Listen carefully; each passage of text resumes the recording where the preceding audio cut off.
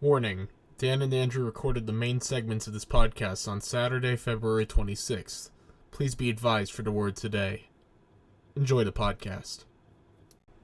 Alrighty, welcome everyone to the Relay Throw, a new center field podcast. My name is Dan Aulbach, and I'm here with my boy Andrew, What's up, guys? my co-host. And Andrew, how you doing? I'm doing fine today, man. We had a great men's basketball game yesterday. Oh my god, Incredible atmosphere. dude, I wish you were there. ESPNU, get national audiences.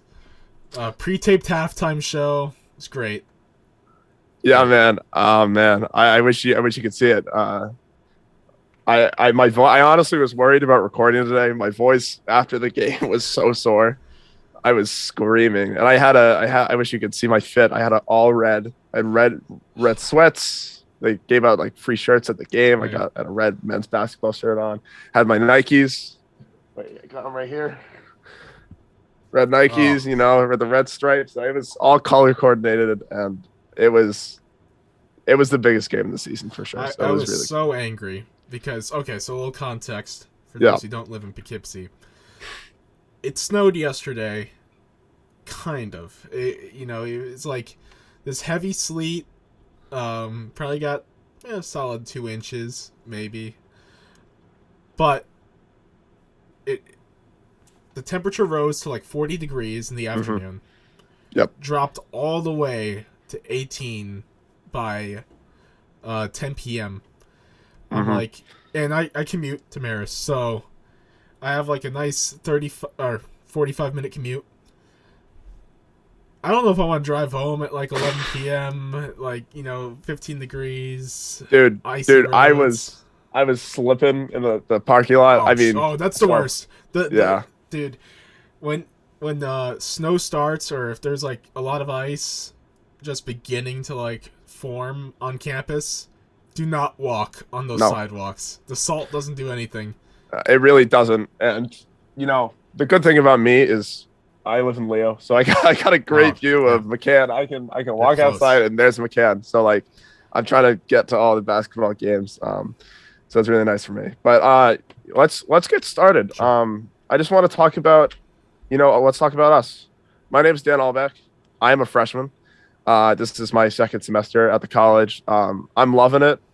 I am from New Hampshire, so the New York State area is kind of new to me. I got a lot of family from New York though, which is why I kind of wanted to come here. But for the first 2 semesters, I've been a contributor to Center Field, trying to write feature articles. If you go to the Center Field website, you can check those out on your own time, if you may. But I have really been excited to cover basketball, and I met Andrew at those Center Field meetings, and we talked a lot, and we really just wanted to get this idea out there. So, Andrew, if you want to introduce yourself. What's up, guys? Andrew Hard. I'm a junior at Marist. This is my second semester actually working for Center Field. Like I said, I commuted, and I thought it would be tough commuting and doing Center Field, but it turns out, it works very well, and I've been loving my Center Field experience. I've written a few features on the site, a few football stories, roundtables here and there, and I'm loving it. Can't wait to keep going to my senior year. Yeah, man. I am a viewer of all sports. Love basketball, love baseball, love football. Oh, of course. Name them all. Yeah. And I'm really excited to do this podcast because Centerfield used to have a podcast. Yep. Multiple podcasts. Used to be a podcast network. And then it just kind of, faded away, kind of. Don't really know why. And, it's a platform that I feel like is very important, and a lot of people consume podcasts nowadays. So Centerfield, I was like, why not have one again? Yeah. And we have a lot of stuff going on. We have fans back at events as of last semester. Yep. Teams are doing well. Oh yeah. So not a yeah. I not think a better time. I think we got really lucky, just because those center field meetings.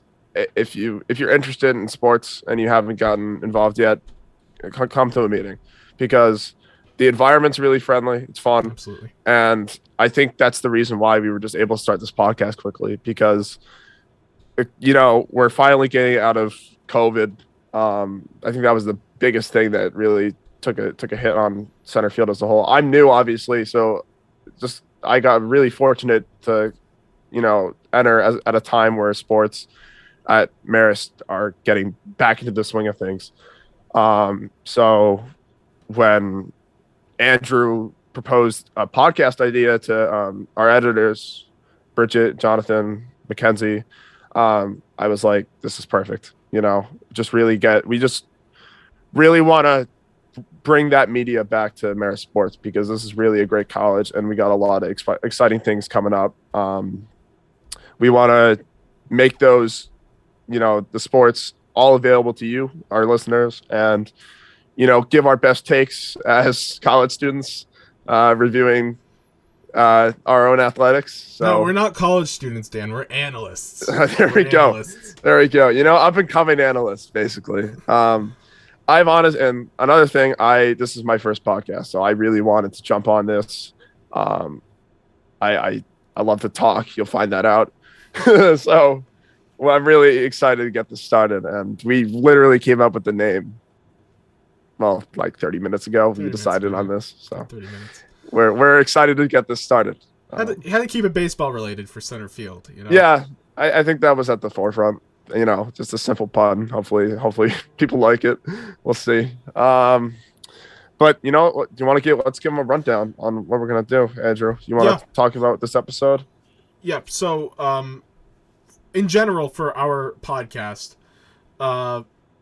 we'll take the top events of Marist Sports. We plan for this to be bi-weekly, so we'll talk about last 2 weeks.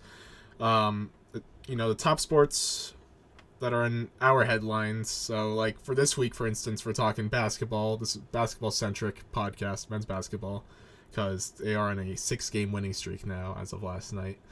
And then we'll quickly go through some other sports that have happened.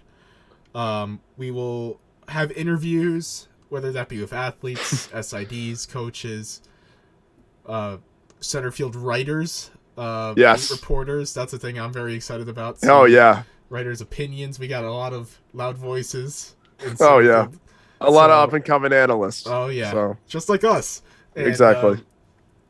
We're very excited to hear their takes on this platform, and then a nice little thing we're adding to the end of every podcast is a article of the week type segment, where we will spotlight a center field article.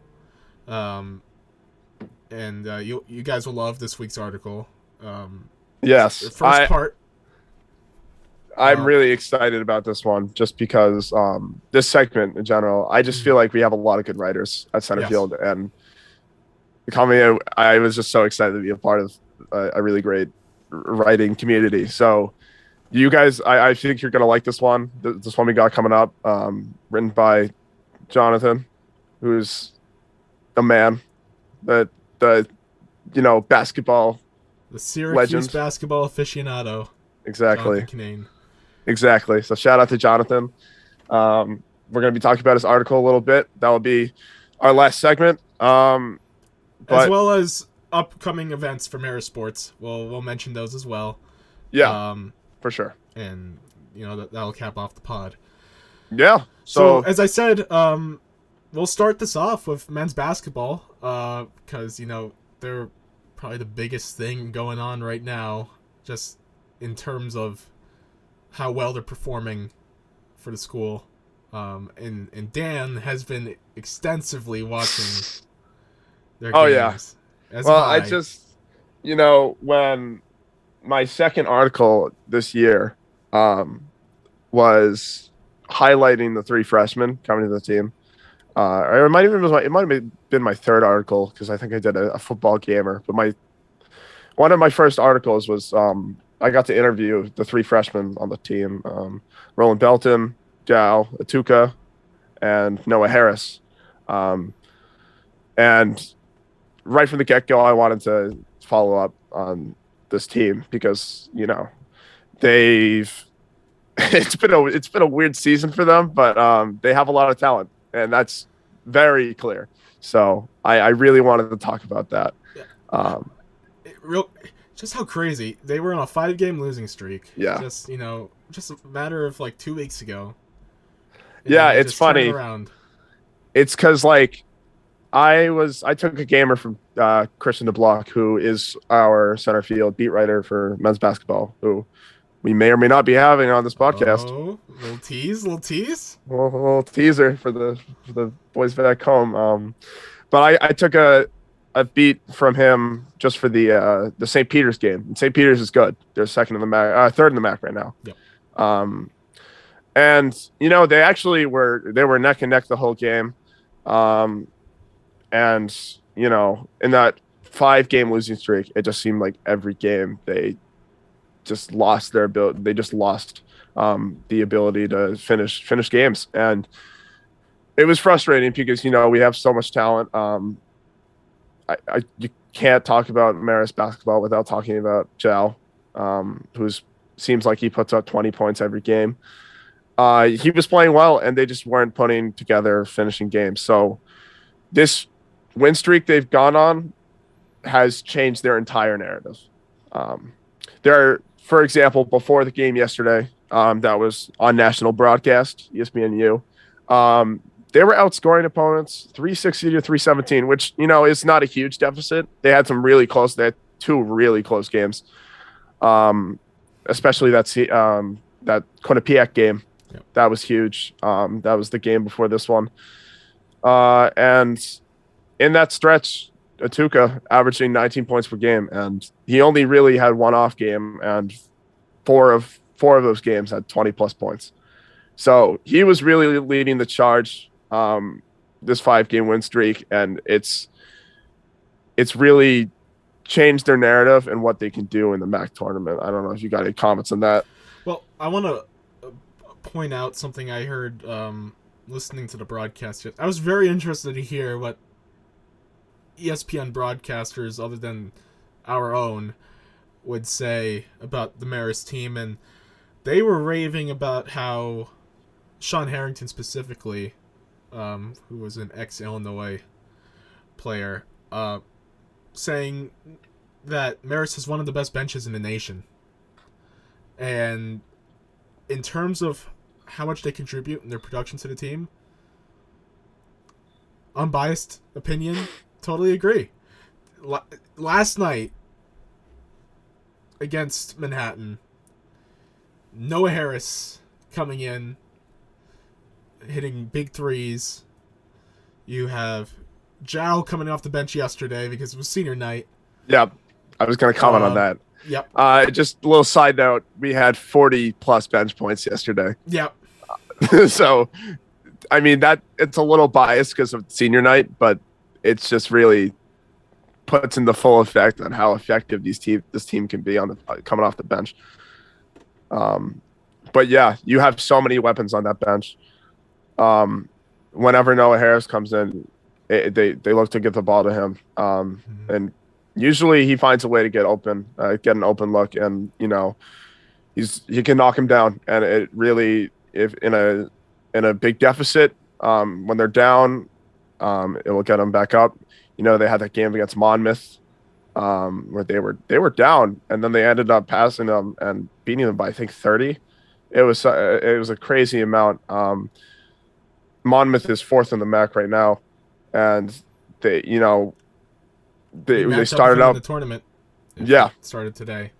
Right, exactly. So, they're able to, if they start in this win streak, they were able to start off bad, which was fine because their bench really set them back into these games. And after a 5-game losing streak, I mean, man, you can't ask for anything better. I'm gonna go ahead and highlight a few of their more recent ones. Some of them I got to watch. They had that win against Niagara. Who's Niagara's? They're middle of the pack. Respectable. They were, yep. I think last time I checked, 7-9 in the conference. which is, we were there at one point. Yep. We were, I want to say, 8-13 or something like that. 9-13. We had a pretty bad losing record before this losing streak. So before this win streak, should I say? Um, this was our second win against Niagara this season. Jow, 20 points. Ricardo Wright, 19. Jordan Jones, 18. It seems like them three have been the real big scoring leaders. So that was really good to see, especially um, after two of those big games previously in this win streak. And they were shooting 43% on threes, 82% on free throws. And Jow, if you just don't think he can get better at the foul line, 9 for 9 on free throws.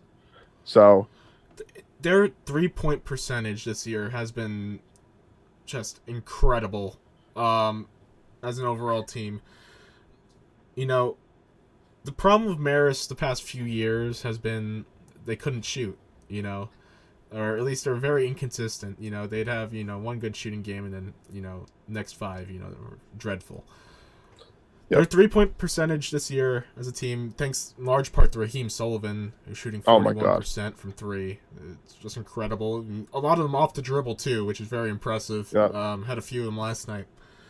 I believe as a team, I think last I saw they were at 36%. Don't quote me on that. Yeah, it's around there. I know the numbers around there. You can even take a look at the individual games and see it's around there. Yeah, I think for the season they're 36%, which is a sizable increase from the past few years, and that's been massive in this successful season for them. Yeah, and you clearly got some big contributors on that point, like you said, Raheem Sullivan, who, we'll get into one of his threes last night. That was, it had McCann shaking. So, it was really good to see. But then Noah Harris, that, like you said, future up-and-coming point guard for this team. He really is just been able to get open looks through this team. And then, Jow can shoot a three. You can shoot the three ball every now and then. So that's great to see. And, you got so many weapons that can help from outside the arc. It really helps. It has really helped, especially in this win streak. Yeah. I want to say they've been effective in the paint this whole season. In that game against Niagara, they had 44 points in the paint. I mean, they have, like you said, this bench. I mean, they've got these big guys, Jordan Jones, Victor Eno, and then, Jow with his inside moves. Raheem Sullivan can get in there, and it's even Sam Kello-Selle. Yep. Yeah, Selle really has some great looks in the inside the paint. So this win against Niagara was huge. It brought their record to 6-9. There's 5 games left, and then you go into this game against Siena on a 3-game win streak, who is now second in the MAC, and you don't win by 1 or 2 points. You win by 9. And again, it was a pretty similar game. Jow, 10 for 12 on free throws. Ricardo Wright had 15. Eno, 10 rebounds. That you love to see. Because Eno has that he'll have some good games, he'll have some bad games, but when he's in the pocket, he's really good, and those rebounds really helped them. They had a lot of points off the turnover and off those rebounds. They even had, I'm pretty sure they had a 10-point deficit, so it was 34-27 and a half. And they didn't even shoot that well from the field that game. They were 19-54, and they shot better than Siena, who, maybe it was an off game, maybe our defense was just on point. But that game, you could argue, is probably the second biggest in this win streak, just because of how good Siena's been this season. I don't know. At home, at Siena, Siena is second in the MAC standings, I believe. And just being able to get to the free throw line they got to the free throw line so often from in that game, being Hmm. able to drive consistently well. Siena couldn't break down Zhao. Unlike Manhattan, which we'll get to. Manhattan, I think, was able to break him down pretty well, even though he had a good Yeah. scoring game. Solid performance. I think Masiello, actually. We'll get into that. Yeah. But We got a lot to talk we got about a in lot that of Manhattan time. game. But Yeah. Siena, so yeah, no, rebounding. Eno was big. Eno sometimes, you know, his hands are kind of inconsistent. Sometimes he'll drop rebounds. But he had a great game against Siena. That was Yeah. huge coming When off. he's on, he's on. Yep. You know. So Yeah, and then got to go into just touch on this game against Quinnipiac, which oh oh my yeah, that last 5-10 minutes, I was heart attack it's inducing. yeah. I mean, the beginning of the season, if you didn't think Maris gave you enough heart attacks, they did this game. Um, just some lead score. They got Desi Jones, who Yep. is a great player for Quinnipiac. He shot 16 points, 5 rebounds that game. And then they got that big center, Kevin Marfo, who had 11 rebounds. So Quinnipiac really had weapons. It was very stressful. And it was 30-30 going into the second half. So even at halftime, it's just like didn't really have anything to say other than this is going to be a close game, and it Yep. was. Um, I think Quinnipiac had an 11-2 run in the second half, and we were able to come back, which is great to see because it feels like sometimes in a lot of these games, Maris is the one that has that lead, and the other team is able to get a run going that puts us in a deficit. Maybe like this Manhattan game yesterday where they got pretty close.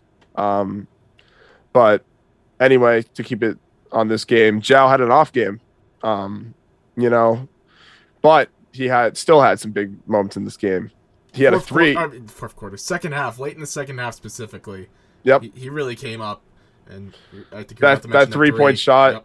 Yep. That 3 point shot. They took the lead. And then the last like 2 minutes, Quinnipiac had countless looks. I mean, they had like I remember watching one of these highlights. They had 3 guys inside the paint. I think they put up like 3 or 4 shots and they missed all of them. And it was oh my god, it was just a big exhale. And to be able to win by 1 going into your last home game on this 5-game win streak, I mean, you're setting the tone. You're setting the tone that this is going to be the biggest game of your regular season. So, let's get into this game. This is really what I want to talk about. Yeah. So this is going to be the highlight of this podcast. yeah, I mean, I'm new to this whole Maris atmosphere. Like I said, I'm a freshman. I was reading Christian's live tweets yesterday. He said he's never seen an atmosphere like it. Yeah, no, I haven't seen anything like this. And I probably have to agree with Christian. I haven't seen anything like it. Closest for me was probably women's basketball my freshman year, so would have been 2019. Right. Those atmospheres were pretty good. Back in the glory days of women's basketball. Yeah. Oh yeah. But no, the just watching it even from the TV, you could hear all the chants. The end of the game when they're wanting to. I can't wait to talk about this end of the game because I in that half we were up.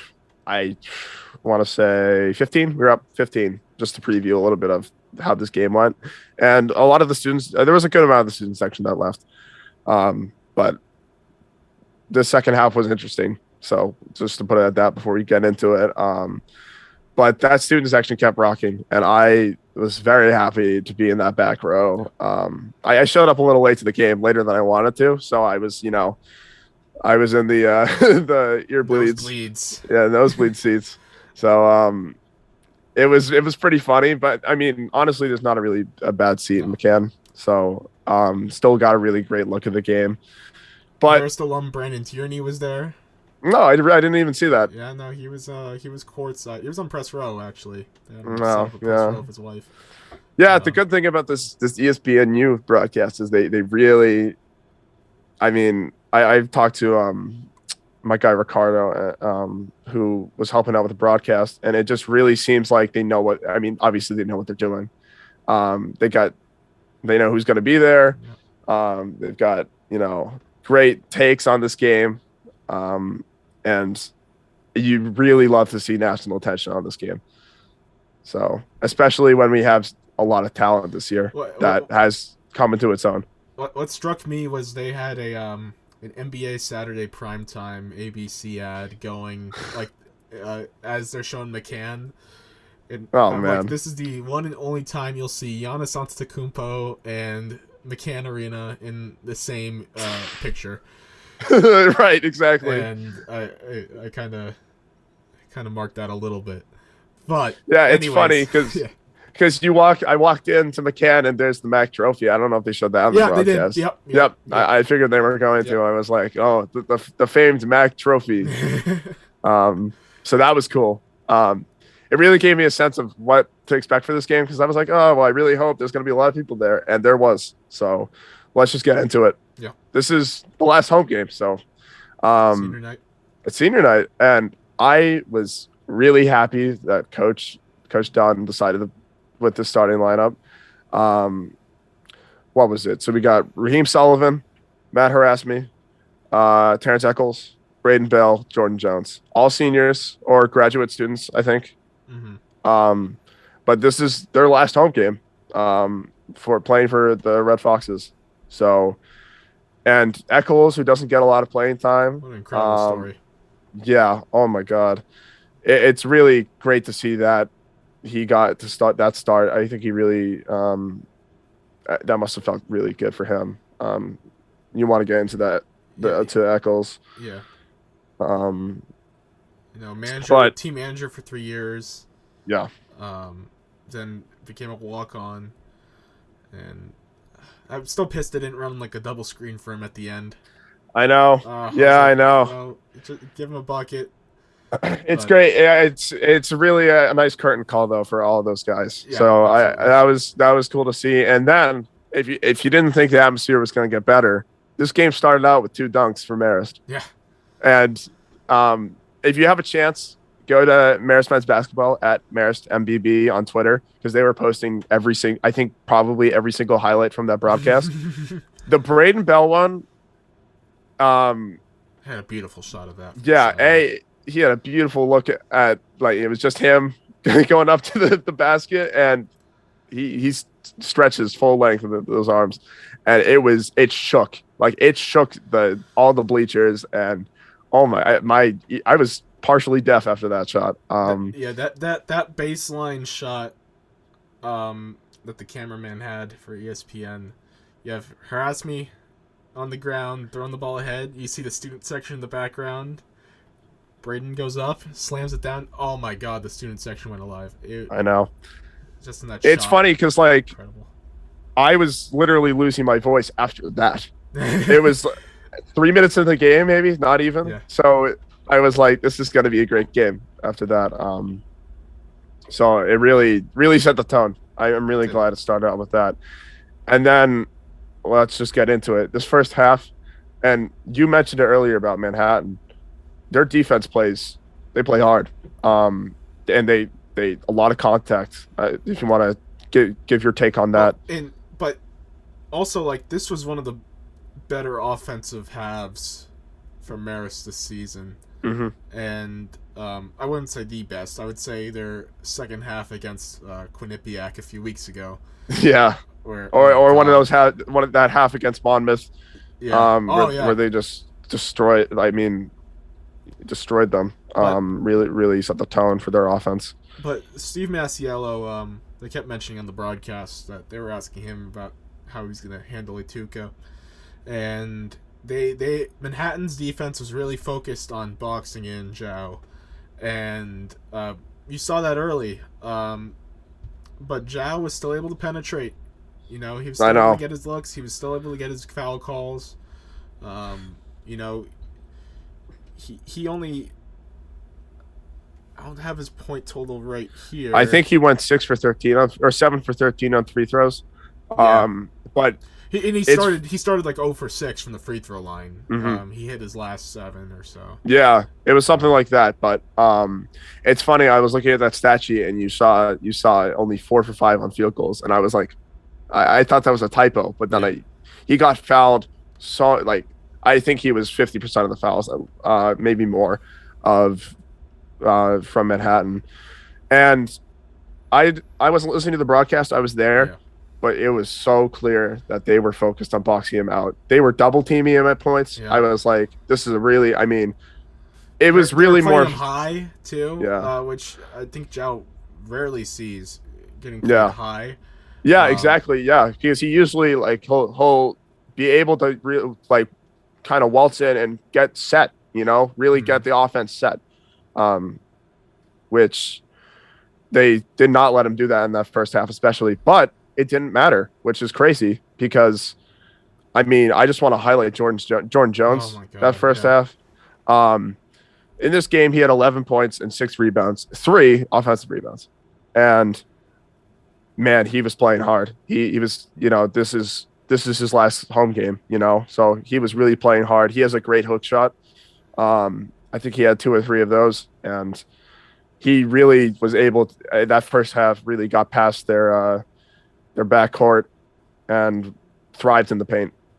And he was so composed, which huge because I think the shot that he had the most impressed me was he was in the paint with like 3 Manhattan players around him, few up fakes, you Yeah, know, fake pass to the outside, few up fakes, goes up with his left hand on the left side of the basket, yep, and was able to finish over 2 defenders that were in front of him.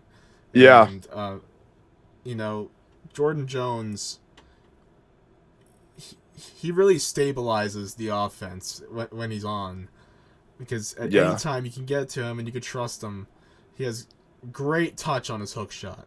yeah. Great He's touch. really he's really he's just a true backcourt player, and you love to see it because they can get the ball to him, and he can be really effective when he's on. Yep. And I was again looking at some of Christian's live tweets, and he mentioned there was an exchange of words between Jordan Jones and I think a few Manhattan players, if I recall. Which it could be nothing, could just been like, "Hey, good game." But in his last senior game, I feel like he was taking this to his max effort. So maybe Trying that fueled hard. him a little Yep.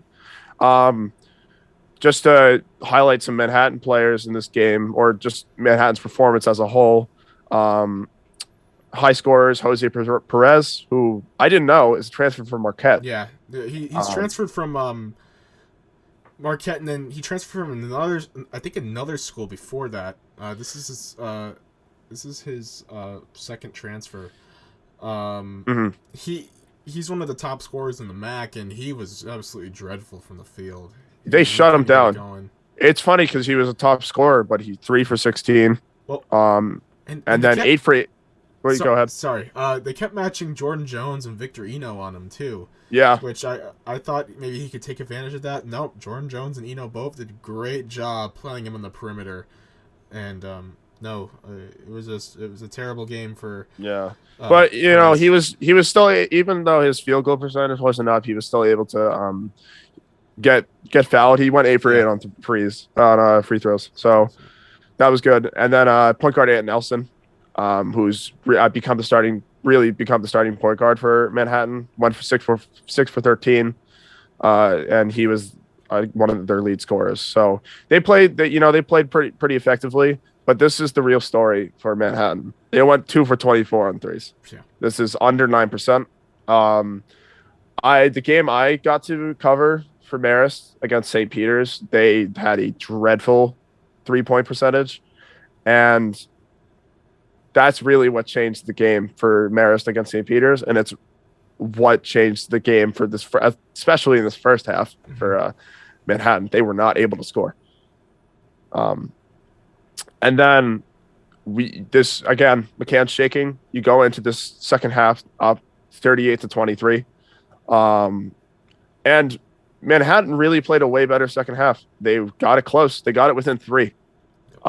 which I didn't even believe. I was reading the stat sheet. I didn't even believe that. I knew they got within five, but they got within three, and it made it a really important important second half and a really important game. Um, let's see But here. that's when it all turned around. Yeah, I think Maris players were starting to feel that pressure, and they knew they had to get scoring. And luckily for them, they found their streak because they started off that half pretty terribly from the field. yeah, They had a few shooting slumps, um, but yeah. they had one shot. Uh, you could talk about it. Raheem's shot. Oh Um, yeah. So I'll get into the bigger moments of the second half. Um, yeah. first, Zhao in that second half with his 13 free throw tries. I don't know if they weren't all in the second half, but most of them were. Um, and he had a few fast breaks. I think two or three. Um, two of which he got fouled on, and this other one, really a great reverse layup, and it they never got within Marist after that.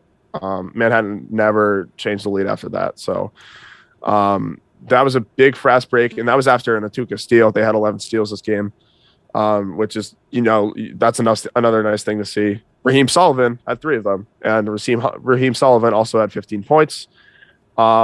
He was at the forefront of the offense of this game, which I love to see him score effectively. He had 12 against Quinnipiac, so it looks like he's getting back into his groove. He had this big 3-pointer when we were not shooting well this game. For threes, I think I want to say somewhere around 25%.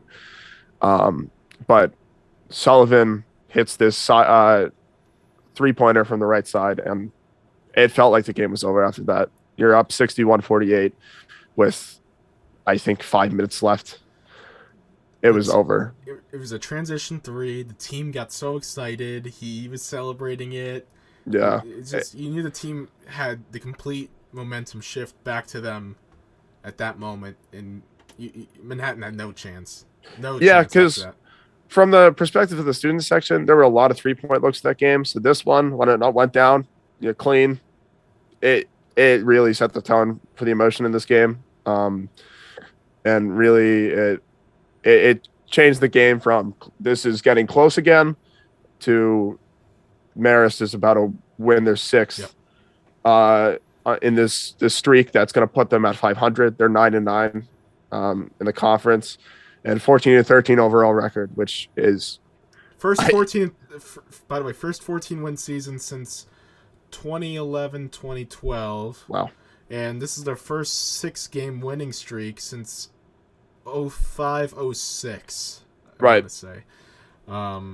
So this no doubt this is one of the better seasons they've had Yep. in the last 20 years, which Oh, man. 100%, which is you 6 games ago, like I had no idea. I am really glad that they were able to turn this around and through getting open looks, um, being really effective in the paint, and like you said, that bench.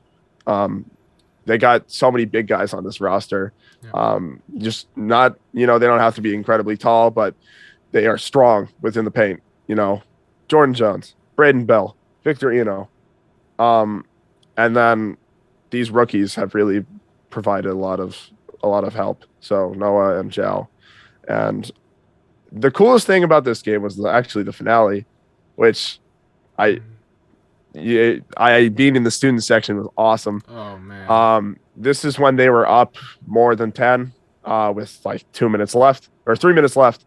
And they got to sub in Eccles again, Cooley, and who was the story of this game, Thomas Butticelli, who I don't think has had any playing time or maybe a few minutes. A few minutes. A few minutes here and By the there. way, At I am preparing to write a story about him for oh, okay. Centerfield. So Little so update from Andrew. He's got some little good articles. Check tease. him out. Yes, so no, that Tom came in and took over. Yeah. Oh, that was awesome. It's almost like Manhattan was like, they wanted the foul. I mean, it's not like they wanted to foul him, but No. it made for an awesome senior night. You got and the best part, he made both free throws, which was so cool. I mean, he made the first one, and it Splashed was him. yeah, crazy. You can see he had a little smile on his face. The bench went crazy, and I honestly think this was maybe one of the most important parts of this game because this momentum at home, it doesn't matter what happens with these next two games. They got this great energy going into the MAC tournament that they could really use, especially after a dreadful middle of the season. Um, it's really good to see the whole team together again. You know, I mean, it's not like they weren't, Yeah. but it's really good to see them happy. So they have great And chemistry. yeah, great chemistry, and after a great win, a well-deserved win, they deserve that from the start. So, um, this game was the most important game of the season, in my opinion, and I know definitely in your opinion too. Yeah. Um, I eventually we're gonna talk to Christian, and we're gonna hear his side of how he thought this game. But I can just predict that he thought this game was just as important. I'm sure you could ask anyone on campus and they would say that. 100%. Anyone that was there can agree. Yeah. So, that's all we have to say about this game. And now we're gonna get Christian on the podcast, Christian the Block, who, he has seen this whole season. Probably has from the student side, from the expert analysis side, the best opinions on this men's basketball team. He has the most knowledge of this team other than the players. Exactly. Other than the players and the coach. So we're going to show you our little spot with Christian, and he's going to give you his best side of the things. We are back. It is Sunday. We recorded the first part of this episode on Saturday. We are now here with our very first guest on the Relay Throw podcast. Historic moment. This is huge. This is like, Christian, you're gonna look back and be like, man, I'm glad I made this move. An honor. It's biggest honor. We have with us today the men's basketball beat writer. He also is a staff writer for TWSN, the Right Way Sports Network. He is a soccer specialist, so to say, and supposedly rumors are intramural god.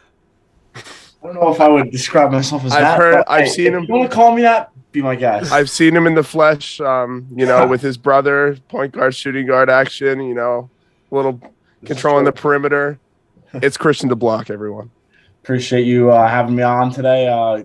Glad to talk about the Marist men's basketball team, obviously on a 6-game winning streak, which we'll definitely dive into. But at the moment, it doesn't get much better considering the way Friday went against Manhattan.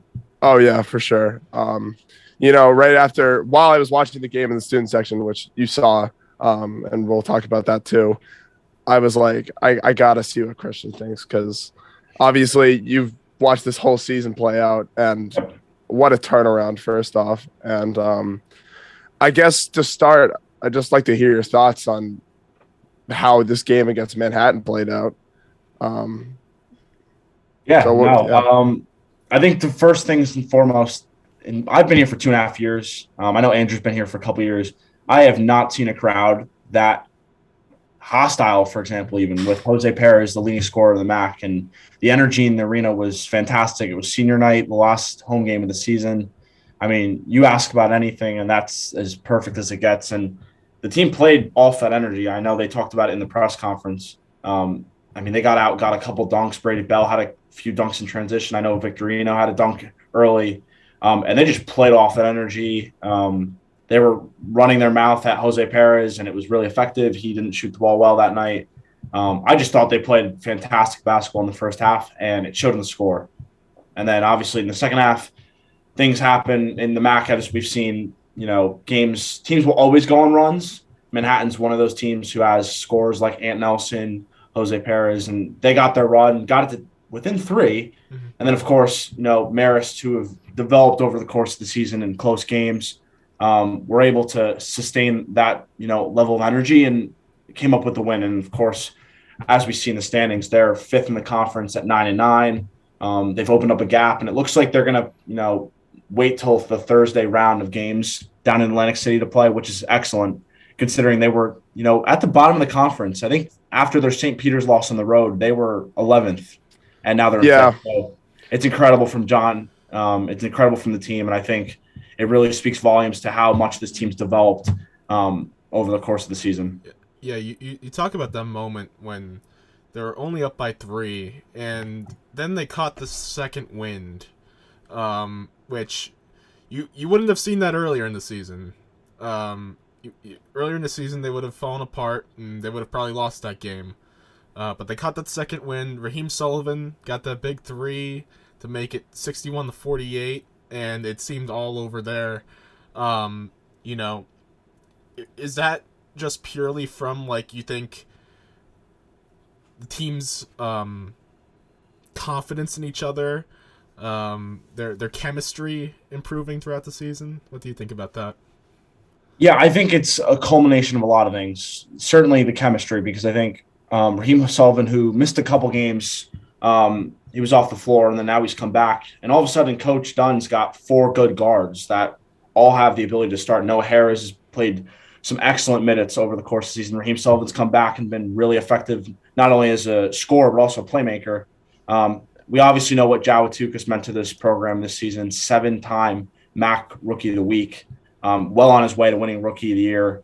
And, of course, Ricardo Wright, who was excellent last season, has been just as good, if not better, this year. So I think the first thing and foremost is having 4 good guards, because especially in a league that's driven by guards, a lot of these teams have excellent guards. Elijah Joyner at Iona is one example. You have guys like Daryl Banks at St. Peter's, George Pappas and Shavar Reynolds at Monmouth. The list goes on. I think it's a league that's dominated by the guard play. And when Coach Dunn has 4 of those, it's huge. But in terms of just development, I mean, I've seen this team play some difficult games in close matches. I look back at a game like the one at Siena, or the one at home against Siena, like you mentioned, Andrew, it was a team at the top of the conference, and they blew that game. They were up by a lot and ended up coming back and then folded down the stretch. But I think that's the good thing, and it springs hope for Atlantic City, because it's not going to have the environment of a home crowd. It's going to be, not many people will travel down to Atlantic City from Marist. So I assume they're going to have to create their own energy. And when you have a team playing as confident as they are right now, they can beat anybody. I think, I don't know if they'll match up with Iona at some point. It looks like they'll play Monmouth right now, which would be very interesting considering they swept them in the regular season. And it's always difficult to beat the same team 3 times in one season, whether you're talking about college basketball, football, any sport. But right now, they're as confident as a group as anybody in the MAC right now, and that makes them as dangerous as anybody to play at the moment.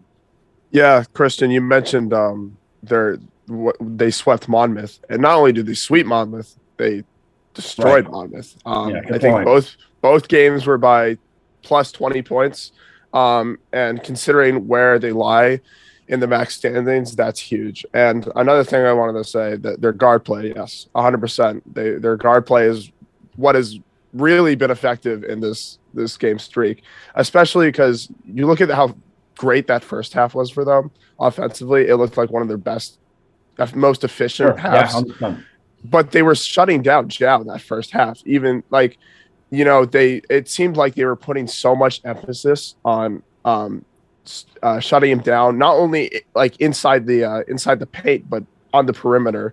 But I had a conversation with Andrew about how effective this bench has been, and how effective, they shut down Jow in that first half, but it didn't matter. They were so efficient. In this 6-game win streak, do you think it's the bench that's really been the full driving force? What has been the key factor, in your opinion? Yeah, I think the bench is huge because, like you mentioned, I mean, Jawatuka had a couple fouls. I know he was in foul trouble. Matt Haraspi was in foul trouble. And they just don't miss a beat, it's a testament to Coach Don, absolutely, because I think he has everybody ready to go. He goes basically 10 deep at least, and even more sometimes. You see Roland Belton get in the game on Friday. He's played some minutes at times. So I think, yeah, the bench is huge because there are teams definitely in the conference that can only go maybe 8 deep. And when you have a group that can go 10 deep, I mean, it's huge. And I mean, he has changed the starting lineup a lot this season. There's been times where you find Zhao starting. At the beginning of the year, he wasn't in the starting lineup. Now he is almost every game. So, yeah, I think not necessarily the bench, but it's just the whole group as a whole because he continues to change it. And even when he changes it, especially right now, because in this 6-game win streak over the last couple of weeks, the lineup's changed. There's been, Victor Eno started at times. Jordan Jones has been back in the lineup. So, yeah, I think just the overall group, they've stuck together, and it looks like that on the court. And I think right now, at the moment, like you mentioned, the bench. I don't know how many points they had on Friday, but it certainly seemed like a lot. Yeah, well, the bench point numbers were a little skewed just because it was senior night. Sure. I think it was something like 40 something, but Like 44 or something. Yeah. But Andrew, I know you want to ask something else. Yeah, we're talking about the bench. Anyone who is you think their key factor from the bench? Is it Victor Eno? Is it Noah Harris? Raheem Sullivan, other than senior night, during the streak, Sure. having him on the bench. Who do you think is their key factor from the bench? Yeah, I think when we get down to Atlantic City time, I assume it's going to be Raheem Sullivan. I think he just plays with an incredible pace. And, we saw against Manhattan, they pressed, especially in the second half, trying to speed up the game, create turnovers, get back in the game, which worked early. But once Raheem started blowing by that first defender, he just created better opportunities for his own team. And I think that's going to be important, definitely down in Atlantic City, because I'm sure there's going to be a lot less possessions. And when you can go and create in transition, he's key in that. And I know Zhao's got really good speed on the ball. Noah Harris can dribble the ball effectively as well, especially Ricardo Wright too. So, but I think spark plugs, it's going to be Raheem Sullivan. I know Noah Harris can definitely shoot the ball well, which will be important too. But if I had to mention one, it's Raheem Sullivan. You think about this night on Friday, senior night. At the end, they were able to finish off a really a tough half for them. Manhattan's defense is, even though they struggled that first half, they play hard. But you end this second half, you get, you get those bench players those guys that don't see a lot of minutes to play, and that was really something special. It just felt like the whole atmosphere was really positive and had completely changed. Out of this whole win streak, do you believe this was the most important game? And what does this win streak mean entering the MAC champs? Yeah, in terms of how important the win against Manhattan was, I think, of course, it's one game. You have to look at everything else in this streak, but to end this is a huge group of seniors. It's 6 seniors. To win your last home game in front of the biggest crowd this school has really seen in a long time for the men's side. I think it was huge because say you lose that game, Manhattan gets a game on you. They lost today, which would have maybe changed how they won Friday night. All of a sudden, you might not get to that 4-5 game in Atlantic City. And then who knows how it works. There's definitely teams that I personally believe we should be looking out for in terms of teams you don't want to face. Being named St. Peter's, who you got to see, Dan. Yeah. They're a very difficult team, especially when we play them on the road. They held, I think, Niagara to under 40 points today. But that's just one example. But, yeah, I think in terms of heading into Atlantic City, if this team is playing as confident as they are and they can create their own energy, which they've shown to do, especially in these road games they've won recently, of course, there's definitely a team like Iona you have to favor it. There's a team like Siena you have to favor over them. But on any given day, especially in the MAC, the way it's turned out this season, Marist can beat anybody. I mean, Marist played Iona well twice. And, we talk about how Andrew mentioned them struggling in close games early in the season. They lost 2 close games to Iona. They probably could have won both. But now as a more well-organized, well-driven team, they could beat Iona down in Atlantic City if they get the chance. I think it's possible. But I think the optimism is crazy with this group. It's never been this high since I've been here. And I think if it goes the way they want it to, they can go down there, get to a championship final, and maybe even win it. So I think the sky's the limit. They could also win. They could also lose the first game because the MAC is as crazy and any. The MAC is the MAC. The MAC is the MAC. Good way to put it. So I think it could go one of two ways, and I think right now it looks like they could win one, maybe 2 games, and then once you get to that point, anything's possible. You know, we were talking about Zhao earlier. My opinion, clearly the MVP of this basketball season for the squad. You have teams trying to counter him on defense now. Past few games, Quinnipiac, last game against Manhattan, and they even mentioned on the broadcast how Steve Masiello made it a point to play Zhao high and to box him in to limit his drives. Do you see any ways of Marist countering that? I mean, Zhao has gotten better as a playmaker during this streak, and been able to make plays without the ball in his hands more often. How do you think Marist will counter more attention on Zhao Ituka? Yeah, I think the good thing from him, and of course, Friday night was a difficult game. I know he picked up, I think he was into the game with 3 fouls late in the second half. He was, I don't know how many minutes he played, but it wasn't, close to his season high. But I think what he's done better recently is picking his spots better, because of course they're giving 2 or 3 guys attention to him when he's driving to the lane. And the job for him is then to kick out, which I know I've talked to Coach Dunn a couple times. I've even talked to Zhao. He's been, very adamant about, his ability to create for other guys. And this team's shooting the ball well. I don't know where they rank in the MAC, but from the eye test at least, this team's a really good 3-point shooting team when they're on. Noah Harris is near the top of the league in 3-point percentage. I know Ricardo Wright is in the top 10. So they have guys who can shoot, at a high rate. Even Sam Kello-Sele, who's come in and been really effective this season. So I think, to counter all the responsibility of putting him as, the guy who's going to have the ball in his hands most of the time. Of course, we're having Raheem Sullivan, take some pressure off.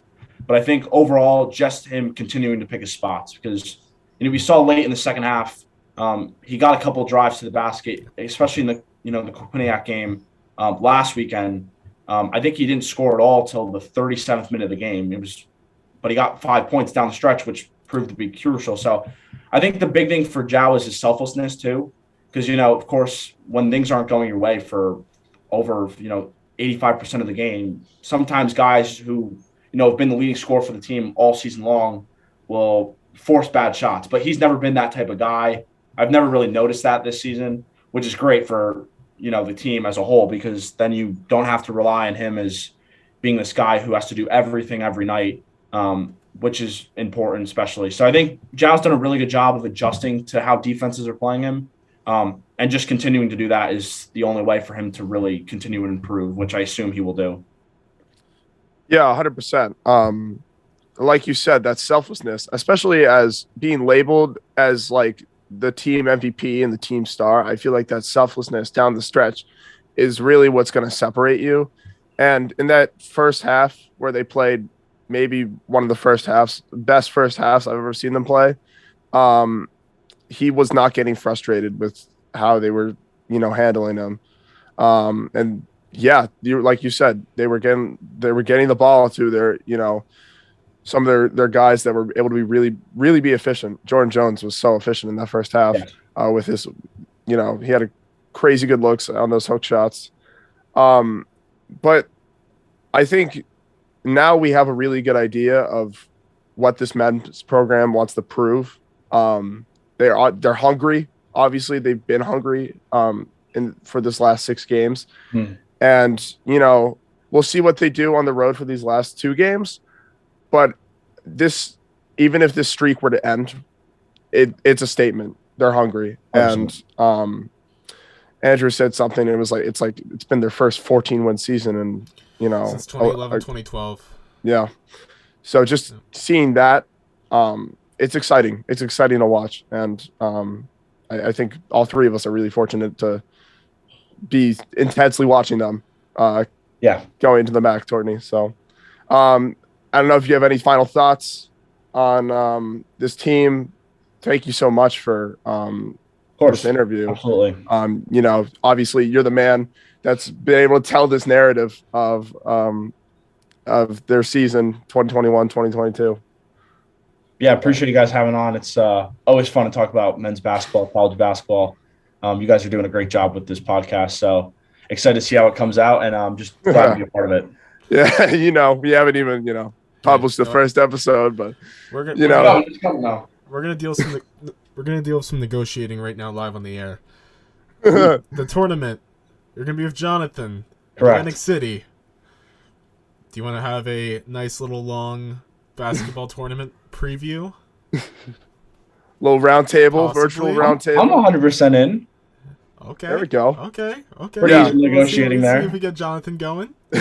Yeah, we had a conversation. I feel like it'd be really cool to get something done for, you know, before the MAC. We were trying to do this bi-weekly, but I don't know when the Atlantic City, when it starts. It's like That the 8th, starts right? not March this week, 8th. but the next week. Yeah. March 8th, So yeah. we'll keep in touch and, Cool. you know, enjoy the Liverpool win today. It was a insane game. Yes. That You can't Lots see of this press. on the podcast because we're doing only audio, but Christian's decked out. Liverpool hat, Liverpool jersey, It's a Liverpool Nice. flag. Liverpool flag. oh there you man. go. He's got Yeah. everything, and then that Mets flag in the back for God knows why. All right, Christian. Well, take it easy, and we'll keep in touch. Thanks, Nice. man. All right. Okay, guys. Thanks, Christian, again for a great interview about men's basketball.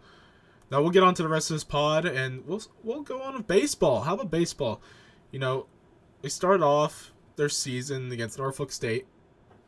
They had a 3-game series. They swept them. First game they won 12-3. Drake Quinn, the winning pitcher of that game, and then also a pretty good Great relief. performance, by the way. 4 innings pitched, 6 Ks, no one runs. Good, great start to the season. Yep, and Nick Cantone, even though he had 300 runs, good relief for him, as the Marist offense was able to explode. Pretty much this whole series, Marist offense, and it wasn't with the home run ball really that much.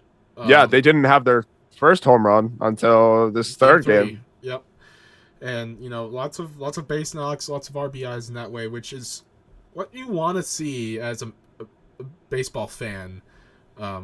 You know, you want to be able to score. You don't want to live and die by the home run ball. So being able to score in multiple ways, you know, it's good to see. Yeah, it's nice because you know, obviously you watch these highlights of these games. I took a look at these stat sheets and yeah, as a baseball fan, get on base. You know, you just got to get on base, and So they simple.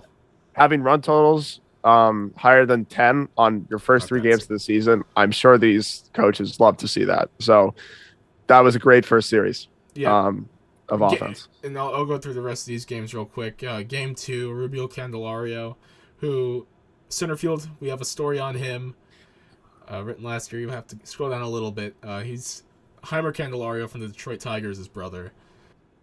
Sorry, guys, this is Andrew interjecting again. Fact check. Rubio is Heimer's cousin. So I am sorry to Rubio, and I'm sorry to all Marist baseball fans. Let's go on with the pod.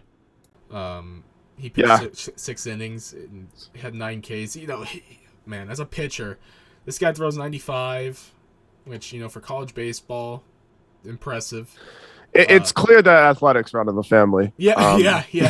No. Because, you know, I probably had Heimer Candelario on my MLB The Show team at one point. But he's got a solid roster spot on the Detroit Tigers, which is incredible. So you see his brother throwing 95 for this Marist pitching staff, and you're surprised, but you're not. I mean, obviously it runs in the family. Baseball family. Right. Not surprised at all. He pitched 6 innings, had 9 strikeouts, only 1 earned run. Reese and Robbie Armitage both had 3 RBIs. And no, it was a good performance. They won 13-5 that game. And then game 3, Marist won 12-8. Zane Kmitek, who Oh, thank you for pronouncing that name. I've had a class of him. I'm still not sure if that's how you pronounce it. I'm making the notes for this our podcast, and I was like, okay, I'll get the the highlights of this baseball game, and I was like, oh, please don't let me say this. I had a class with him, but still don't know if you pronounce it that way. Yeah. But he had a great relief performance that game, and Mm-hmm. in that game, Norfolk State, they kind of just shot themselves in the foot. Mm-hmm. They had 5 errors. Yeah, that's that won't do baseball games. Just No. cool to say. Yeah. But they played Notre Dame yesterday. Yes. Okay. While So I was at this or getting prepped for this yeah. So Dan was getting game. ready for the basketball game on campus, and I was home just waiting for the basketball game on TV. Yep. And I was just seeing, Notre Dame's facing Marist in a sport in baseball. Oh, I'm gonna have to watch this. It was streaming on YouTube, so I was like, okay, why not? First thing I see when I turn on the stream, they're in Greenville, South Carolina, and they're in a stadium that has a Green Monster replica. Really? Yeah, it's a replica. You're kidding. Well, because it's the home of the Greenville Drive. Oh, that's and kind of funny. They're a high A affiliate for the Boston Red Sox. Yeah. See, it's funny because really high A. I didn't. It's funny now that you say this. I know of the Greenville Drive because You're a Red Sox fan, right? Yeah, I'm a Red Sox. I mean, if we turn around my camera, which we're not doing camera this this podcast, you'd see a Red Sox flag and a 2018 front page news collage of the World Series. So I'm a diehard Red Sox fan, you might say, in New York State. So don't ask. Hey, I'm a Yankee fan. We're gonna have to go to war, man. Yeah, luckily this is a Mara Sports podcast, so we don't have to. We can on our second podcast we can talk about that. Sure. But yeah, that's too many open wounds. But yeah, the only other Green Monster replica I've seen is at their spring training site in Florida. I right before COVID, I went to their a game and the Green Monster was there. I was like, oh, that's cool. So just a little side note there. Contractual, like if you're a minor league affiliate, you have to have a new stadium that has a fake Green Monster. See, now I'm wondering that because I went to Pawtucket when their team was still there. Their AAA team moved a few years ago from Pawtucket to Worcester. I haven't been to Worcester, but I've been to the Pawtucket stadium, and I'm trying to remember if they have a Green Monster. I'll take a look at that after. But anyways, yeah, Notre Dame. So yeah, Notre Dame currently is. Little side note, I don't know the score of this game. Oh, okay, yeah, that's the other thing. So Dan doesn't know because I told him not to look at the score because I want to see his reaction. You guys won't be seeing video, but maybe we include a little screenshot. Yeah. Notre Dame's ranked number 2 in the nation. Yep. And drum roll. Oh boy.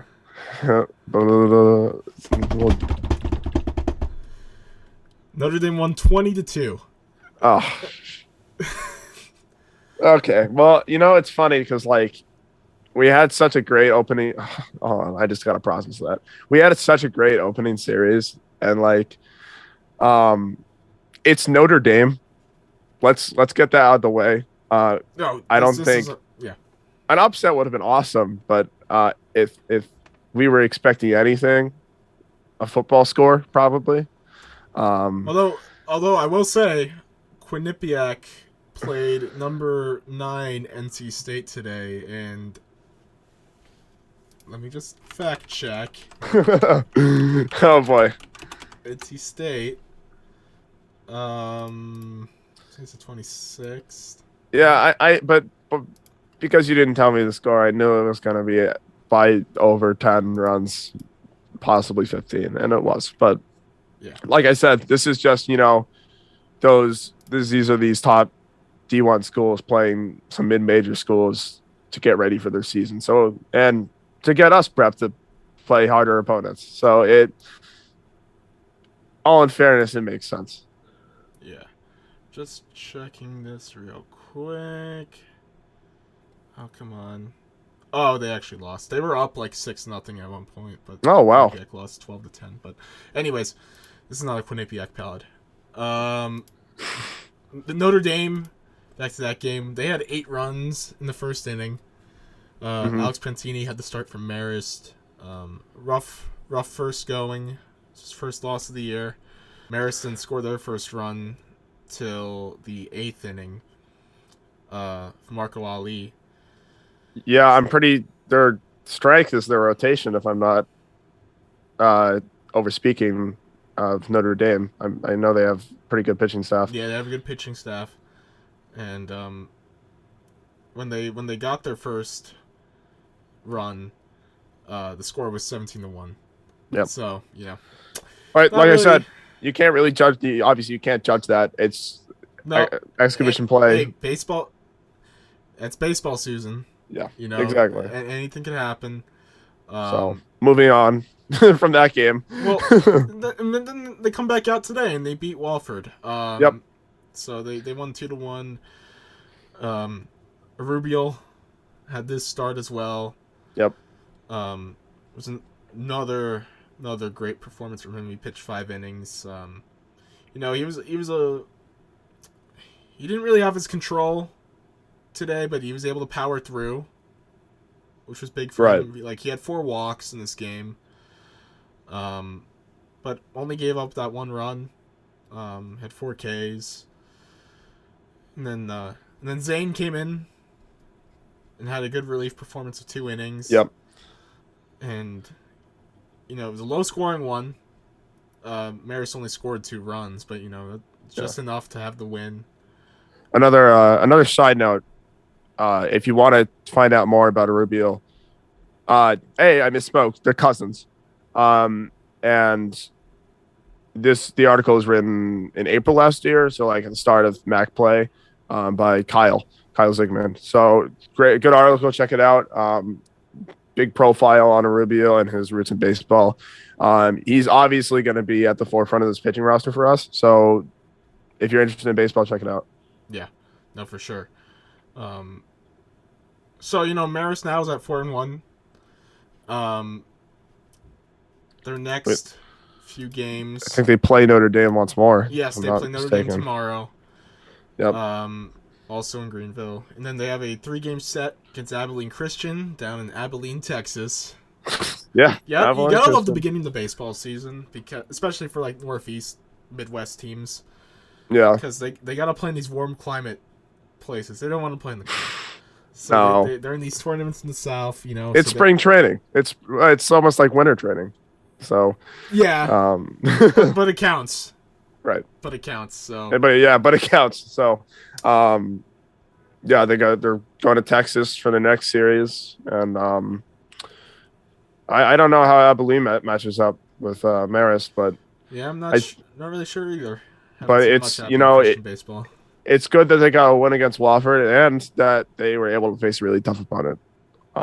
That's the biggest takeaway from this series. And I mean, don't discount the first series against Norfolk State either. Like, you know, a sweep in your first series has to boost the morale of the squad.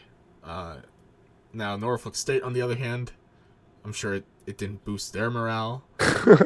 But, you know, if the Wofford win today, after losing 20-2 yesterday, you know, you're just back on the right track. You know, I'm sure they'll make it 2 straight.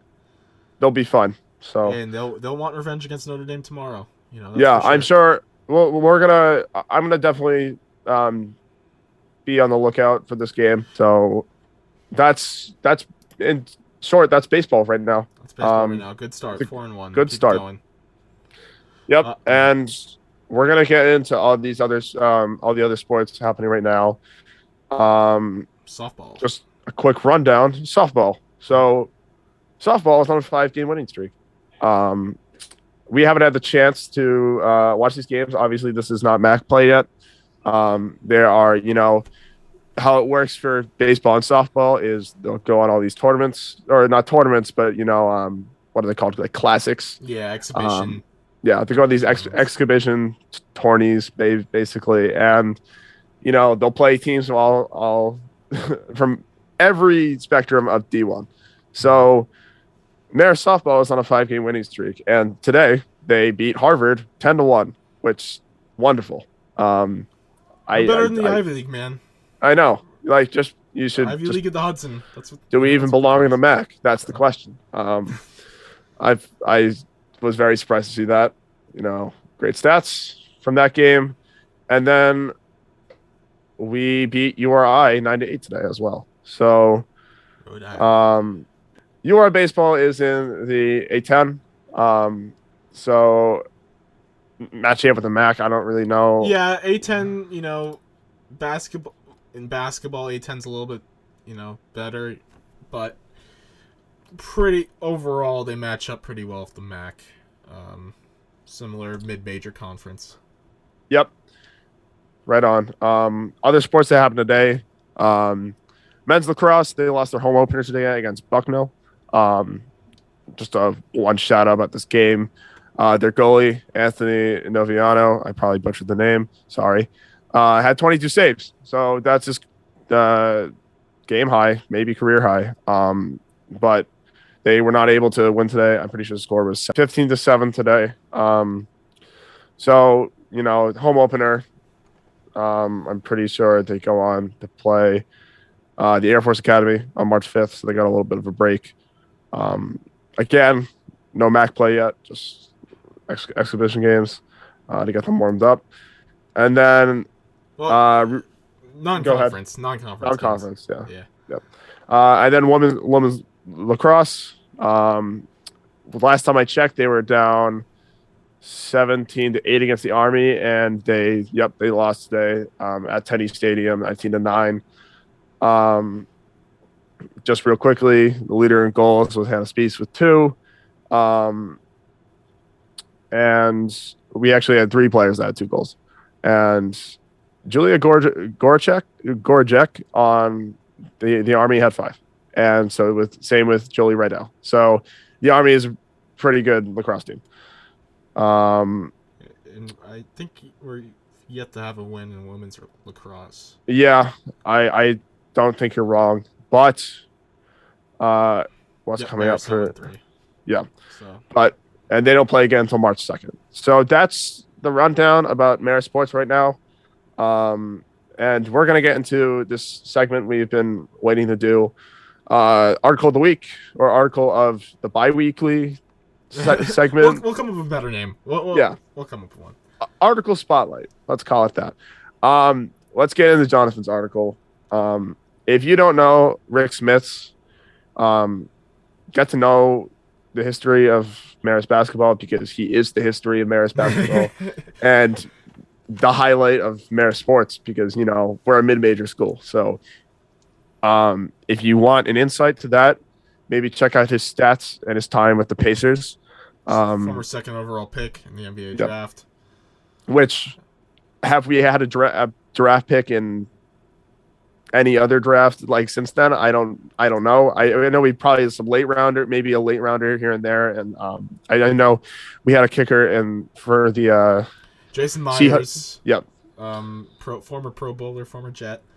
Yep. And Terrence Feedy. Yeah. Also in the NFL, but yeah. So, but in sense, he is big time. So check him out. Played in the mid '80s. Played with Reggie Miller, who made the NBA 75 team recently. One of the best shooters of all time. And they were consistently making the playoffs. The dunking Dutchman is what they used to call him, 7'4".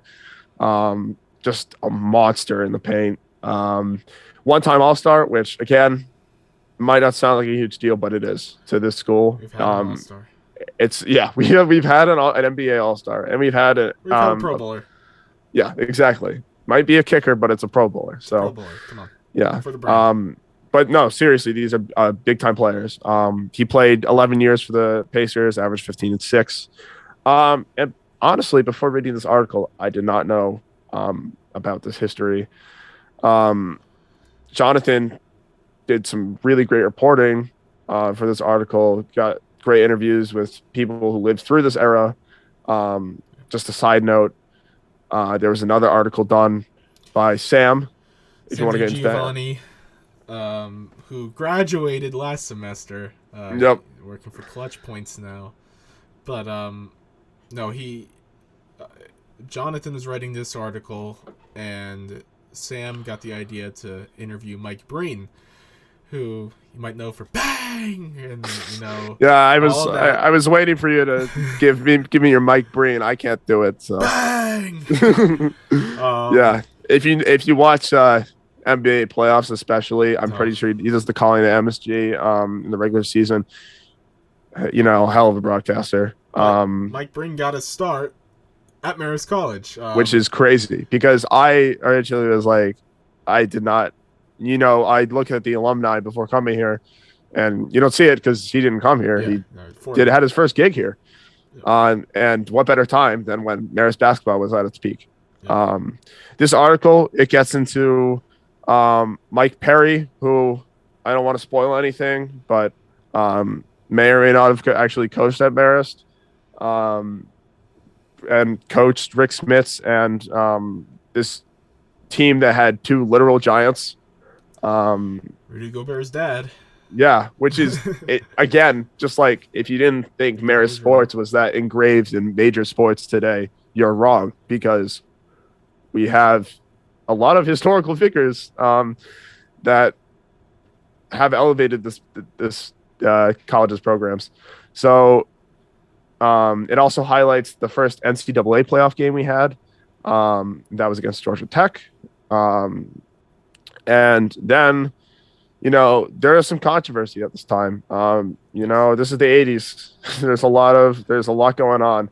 Well, in international recruiting, Marist thought it was a good idea to get into international recruiting and get the best European talent, and it is what elevated our program in the 80s. But every rose has its thorn. So God, I'm saying cliches now. A few NCAA evaluations, just a few. Yeah, just a few. So I highly recommend checking it out. Read Jonathan's articles. He's the women's beat writer. And he's got another part coming up. I think 2 more parts coming up about this segment. Yep, it's a 3-part story. He's actually writing it, and Leander Sherlock his center field class. Love Leander. Love Leander. And no, definitely check it out. This is heavily sourced. He's really gone through the ring with the interviews. Yeah, 100%. So really check out this article and check out the next 2 coming up if you want to get an idea of Marist sports at this time. So that's his article, and really great reporting. And that about wraps up our time here at Marist Sports, except for one more segment. We just have to tell you what's coming up. What are we going to be talking about in 2 weeks' time? So I'll give the first half. Marist men's basketball. We got a game, 2 more games. We got a game against Canisius March 3rd, who I think we beat earlier in the season. I don't want to give any false information. Let me take a look at that quick, actually. Yeah, they're going through the wintry tundra of Buffalo, New York. Yeah. For a 2-game set. Yeah, if it snowed bad here, there's no question it snowed bad there. So it worse. So exactly. And then 2 days after, we traveled to Niagara, and that is our last game of the season. And then we got the MAC tournament coming up. Marist is going to travel to Atlantic City, and we really get to see what this team has to prove. Well, we'll see if they get that first round bye, which would be massive. Just being able to play one less game to get to the championship. 100%. If they play especially since we haven't had our luck in the MAC tournament. Yeah, nope. So this will really highlight what we can do. Sorry, I don't want to say what the Marist men's basketball team can do. The women's basketball team. Oh man, the women's basketball team travels to Monmouth March 2nd, and then we play. I'm saying we again. Women's basketball plays. I dropped a few wees this pod. Don't worry. We'll fix it up. Yeah, it's weird being a college student. like being at that atmosphere yesterday, and then we gotta keep our reporting 100%. So, hold on, I was just gonna check.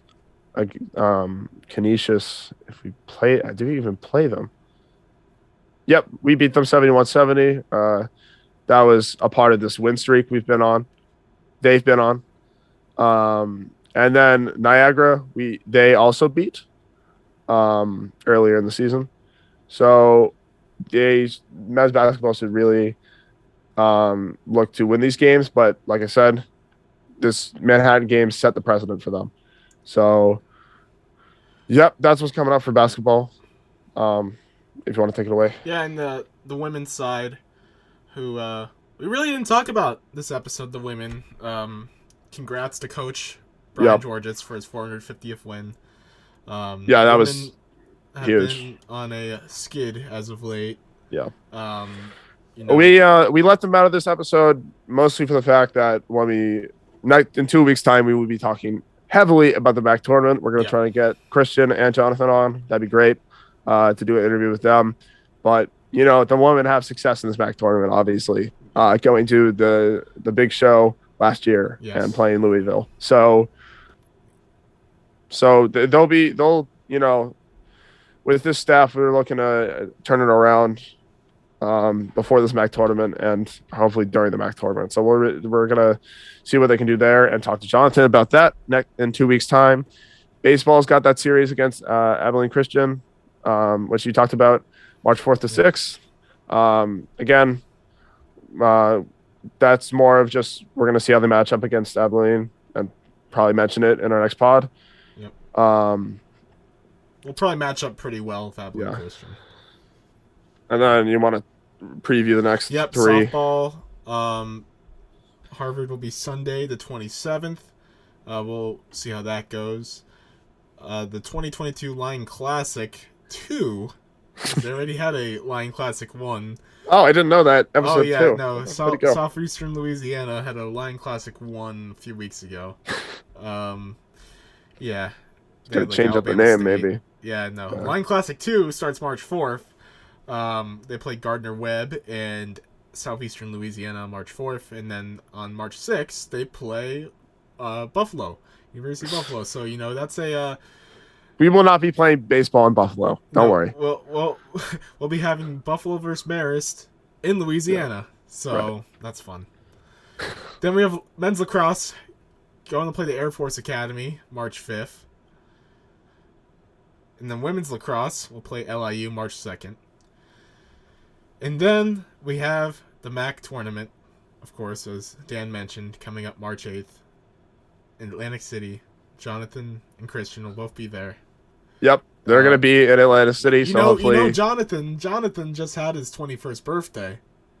So there might be some activity going on in Atlantic City. You know what? Heard it here he's first. He's a seasoned vet, and I'm sure he's going to do the best reporting possible. Yeah. So, kudos to him. I think that's my take. But yep, in 2 weeks' time, we're going to be talking about the MAC tournament, all about the MAC tournament. Hopefully, we got some good storylines to preview for you. And yeah, that is the first podcast of the Relay Throw. I am Dan Aulbach, here with Andrew Hard, and we hope to be giving you the best roundtable of all Marist sports bi-weekly. Andrew, you got any signing off comments? Hey, next episode will be better. We'll be better. I would say that. We're great. No, we'll be better. Thank you guys for listening to the pod. Honestly, it's been great, being able to start up a podcast again for Center Field, like I mentioned earlier. It's great to have this platform back, and journalism now. You see it all over in any form. Yep. Audio, writing, TV. And yeah. I think we're just really excited to get this platform. I'm super grateful myself, and I'm really happy to be working with Andrew. And we're going to try to get a lot of people contributing to this and really make it a special project. You guys will get to know a lot of faces. Yeah, that's the vision. But mostly ours, sadly. Come on, no. Feed into our egos. Come on. You're a handsome devil, Andrew. Oh, All right. Well, that's it for us. Catch us on the relay throw. Signing off. I'm Dan. He's Andrew. Take it easy. peace, guys.